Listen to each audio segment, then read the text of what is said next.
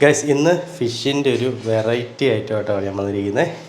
നല്ല കേരമീൻ കിട്ടിയിട്ടുണ്ട്. നല്ലൊരു കട്ട അലുവ പീസ് കണക്കത്തെ ഒരു കേരമീൻ കിട്ടിയിട്ടുണ്ട്. അപ്പോൾ അത് വെച്ച് നമുക്കൊരു ഫിഷ് മോളി ഉണ്ടാക്കി നോക്കാവേ. അടിപൊളിയായിട്ട് തന്നെ അത് ചെയ്ത് നോക്കാം. വീഡിയോയിലോട്ട് പോകുന്നതിന് മുമ്പ് ആദ്യമായിട്ട് നമ്മുടെ വീഡിയോ കാണുന്നവരാണെങ്കിൽ ഷെഫ് സജിനെ സബ്സ്ക്രൈബ് ചെയ്യാൻ മറക്കല്ലോ കേട്ടോ. തൊട്ടടുത്തുള്ള ബെല്ലൈക്കനോട് എനേബിൾ ചെയ്യുകയാണെങ്കിൽ ഞാൻ അപ്ലോഡ് ചെയ്യുന്ന വീഡിയോസ് കറക്റ്റായിട്ട് നിങ്ങൾക്ക് നോട്ടിഫിക്കേഷനായിട്ട് എത്തുന്നതായിരിക്കും. ഫേസ്ബുക്കിലാണ് നിങ്ങൾ വീഡിയോ കാണുന്നതെന്നുണ്ടെങ്കിൽ ഷെഫ് സജിൻ എന്ന് പറയുന്ന യൂട്യൂബ് ചാനൽ കൂട്ടാക്കാൻ മറക്കണ്ട കേട്ടോ. നേരെ വീഡിയോയിലോട്ട് പോകാം. വാ. അപ്പോൾ നല്ല അടിപൊളി ഒരു കേരമീൻ്റെ കഷ്ണം ഞാൻ എടുത്തിട്ടുണ്ടേ, കണ്ടോ. അപ്പോൾ അത് നമുക്ക് കട്ട് ചെയ്തെടുക്കാം. ഈ ഒരു രീതിയിലായിട്ട് ഞാൻ കട്ട് ചെയ്തെടുത്തിരിക്കുന്നത്. നെയ്മീനൊക്കെ ആണെന്നുണ്ടെങ്കിൽ നമുക്ക് നല്ല റൗണ്ട് പീസായിട്ട് കട്ട് ചെയ്തെടുക്കാം. കേര നമുക്ക് ഇങ്ങനെ കട്ട് ചെയ്തെടുക്കാൻ പറ്റുള്ളൂ. കേര എപ്പോഴും വലിയ മീനായിരിക്കുമല്ലോ. മസാല നമുക്ക് അന്ന് ആഡ് ചെയ്ത് കൊടുക്കാം. ആവശ്യത്തിന് ഉപ്പിട്ട് കൊടുക്കുക, മഞ്ഞൾ പൊടി ആഡ് ചെയ്യുക, കുരുമുളക്, കുറച്ച് വെളിച്ചെണ്ണ മസാലയ്ക്കകത്തോട്ട്, കുറച്ച് ചെറുനാരങ്ങ പിഴിഞ്ഞൊഴിക്കണം കേട്ടോ. ചെറിയൊരു പുളിപ്പ് കിട്ടാൻ വേണ്ടിയാണേ ഫിഷിന്. നന്നായിട്ട് ഇളക്കി കൊടുക്കണം മസാലയെല്ലാം കൂടെ. നമുക്ക് മീനെടുത്ത് വെച്ചിട്ട് നമുക്കതിലേക്ക് മസാലയൊന്ന് അപ്ലൈ ചെയ്ത് കൊടുക്കാം. ഒരമണിക്കൂർ എന്നിട്ട് നമുക്കൊന്ന് റെസ്റ്റിന് പോകാം കേട്ടോ. മസാലയെല്ലാം മീനിലോട്ട് നന്നായിട്ടൊന്ന് പിടിച്ചോട്ടെ. അരമണിക്കൂർ റെസ്റ്റിന് വെക്കുന്ന സമയത്ത് നമുക്ക് കട്ട് ചെയ്ത് വെജിറ്റബിളൊക്കെ കട്ട് ചെയ്തെടുക്കാം. ഒണിയൻ എടുത്തിട്ടുണ്ട്, കുറച്ച് ചെറിയുള്ളി, ഇഞ്ചി, വെളുത്തുള്ളി, പച്ചമുളക്, ഇത്ര സാധനങ്ങളാണ് എടുത്തിരിക്കുന്നത്. ചെറിയുള്ളി ഇടുവാണെങ്കിൽ നല്ല ടേസ്റ്റ് ആയിരിക്കും കേട്ടോ നമുക്ക് ഫിഷ് മോളി ഉണ്ടാക്കുമ്പോൾ.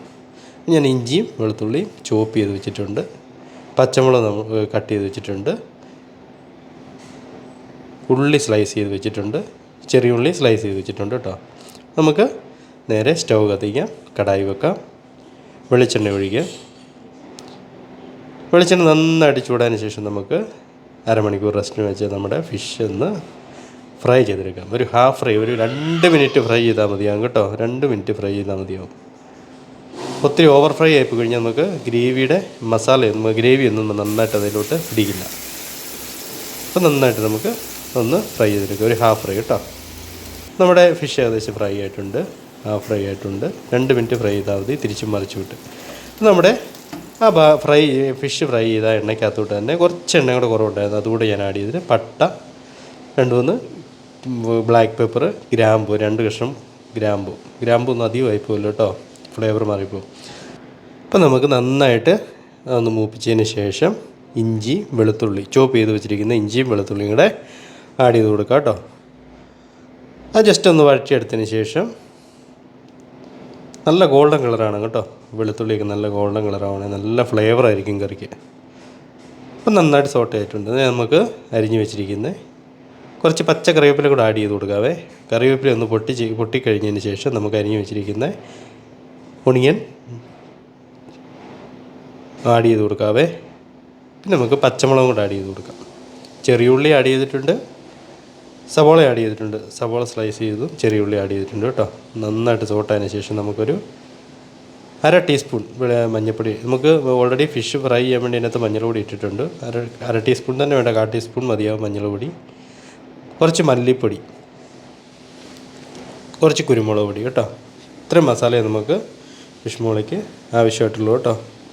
നന്നായിട്ട് ആ മസാലയുടെ പച്ചക്കുത്തൊക്കെ ഒന്ന് മാറുന്നത്, മല്ലിപ്പൊടിയുടെ പച്ചക്കുത്തൊക്കെ ഒന്ന് മാറുന്നവരെ നന്നായിട്ടൊന്ന് സോട്ട് ചെയ്ത് കൊടുത്തതിന് ശേഷം നമ്മൾ ഒഴിച്ചിരിക്കുന്ന തേങ്ങാപ്പാൽ കേട്ടോ, 2ാം പാലാണ് നമ്മൾ ഒഴിച്ചിരിക്കുന്നത്. അതിനുള്ള ശേഷം ആവശ്യത്തിനുള്ള ഉപ്പിട്ട് കൊടുക്കുക.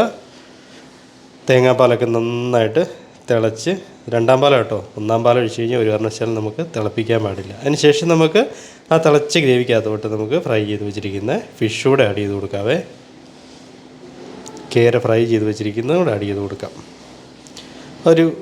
നമ്മൾ ഓൾറെഡി ഹാഫ് ഫ്രൈ ചെയ്തിട്ടുള്ളൂ. അപ്പോൾ ഒന്ന് ഗ്രേവിക്കകത്ത് കിടന്ന് ഫിഷ് ഒന്ന് വേകുവാണെങ്കിൽ നല്ല ടേസ്റ്റ് ആയിരിക്കും കേട്ടോ. ഫിഷിലേക്ക് ആ ഗ്രേവിയൊക്കെ നന്നായിട്ട് പിടിച്ചോളും. പുളിക്ക് വേണ്ടി ഒരു ലേസ് നാരങ്ങയും കൂടെ, ഒരു അര പീസ് നാരങ്ങ കൂടെ പിഴിഞ്ഞതിൻ്റെ അതേക്ക് ഒഴിച്ചിട്ടുണ്ട്. നല്ല ടേസ്റ്റ് ആയിരിക്കും, ചെറിയൊരു പുളിപ്പും കിട്ടും.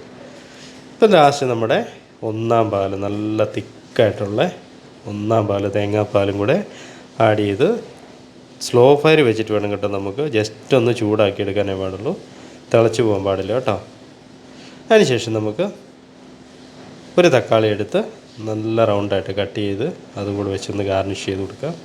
കുറച്ച് പച്ചക്കറിവേപ്പും കൂടെ അതിൻ്റെ മുകളിലോട്ട് ഗാർണിഷായിട്ട് ഇട്ട് കൊടുക്കാം. ലാസ്റ്റ് നമ്മുടെ കുറച്ച് പച്ച വെളിച്ചെണ്ണയും കൂടെ മുകളിലോട്ട് ഒഴിച്ചു കൊടുക്കാം കേട്ടോ. അപ്പം നമ്മുടെ കറി റെഡി ആയിട്ടുണ്ട്. നല്ല കിഡിലോസ്കി ആയിട്ടുള്ള ഫിഷ് മോളി റെഡി ആയിട്ടുണ്ട് കേട്ടോ. അപ്പോൾ എല്ലാവരും ഒന്ന് ഈ രീതിയിലൊന്ന് ചെയ്ത് നോക്കണേ. എല്ലാവരും ഈ രീതിയിലൊക്കെയാണോ ചെയ്യുന്നതെന്നുള്ളതൊന്ന് ജസ്റ്റ് ഒന്ന് കമൻറ്റോടെ ആയിട്ട് അറിയിക്കണം കേട്ടോ. അപ്പോൾ ഇന്നത്തെ നമ്മുടെ ഫിഷ് മോളി എല്ലാവർക്കും ഇഷ്ടമാണെന്ന് വിചാരിക്കുന്നു. അപ്പോൾ ഈ രീതിയിൽ ഒന്ന് ചെയ്ത് നോക്കുക കേട്ടോ. മിക്ക ആൾക്കാരും തന്നെ ചെയ്യുന്നൊരു രീതി തന്നെ ആയിരിക്കും. നല്ല അടിപൊളി ടേസ്റ്റുള്ള ഒരു ഐറ്റം തന്നെയാണ്. നമുക്ക് അപ്പത്തിനാണെങ്കിലും ചോറിനാണെങ്കിലും എന്തിനും കഴിക്കാൻ നല്ല ടേസ്റ്റുള്ളൊരു ഐറ്റമാണ്. അപ്പോൾ ഇതുകൊണ്ടുള്ളൊരു കിഡിലെ റെസിപ്പിയുടെ അടുത്ത വീഡിയോയിൽ കാണുന്നവരെ it's me signing off. Thank you.